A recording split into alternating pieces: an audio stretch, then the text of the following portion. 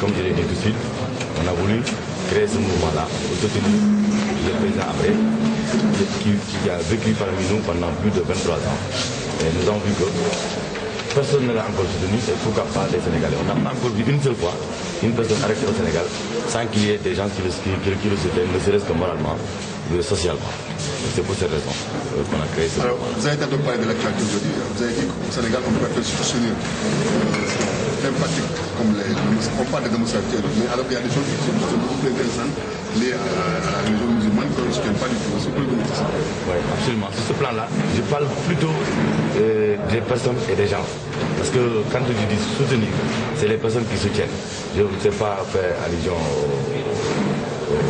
aux dirigeants ou bien au gouvernement. C'est pas ça mon rôle. Moi, je demande le soutien des Sénégalais. J'ai parlé des chefs religieux, des chefs coutumiers. Donc, on a besoin d'eux pour qu'on sente le soutien en faveur d'Habré. C'est ça notre objectif. Alors, revenez sur le plan d'action. Le plan d'action, comme je l'ai dit, on a déjà créé des cellules un peu partout. On va élargir sur le plan national, international, et surtout avec la diaspora. Il y a beaucoup de gens qui se manifestent à travers le net, qui sont contre ce qui se passe ici au Sénégal à propos de l'affaire Habré. Donc nous, notre objectif, c'est de sensibiliser, de vulgariser le maximum possible d'informations pour que les gens ne le diabolisent pas.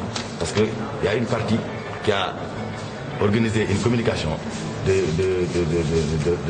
diabolisation de Habré. Donc nous, on veut prendre le contre-pied. C'était ça notre objectif. Vous disiez tantôt dans vos propos liminaires que vous pensez que le sort d'Habré est déjà scellé parce qu'il y a une prison, comme vous dites, qui est déjà construite à cet effet.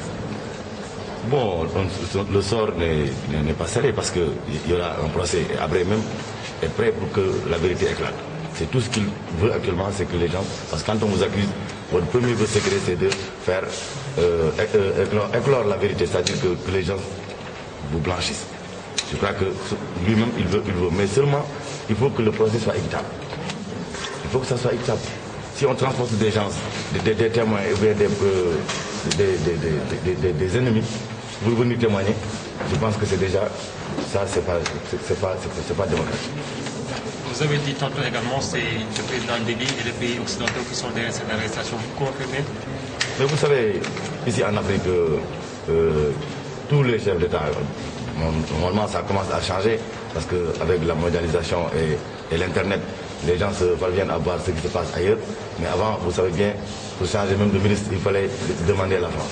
Et jusqu'à présent, je pense que cette colonisation n'est pas entièrement... n'est pas finie. Ça se fait maintenant dans les coulisses, mais naturellement, il y a toujours la même mise de l'Occident dans les prises de position de nos chefs d'État africains. Ça, c'est évident.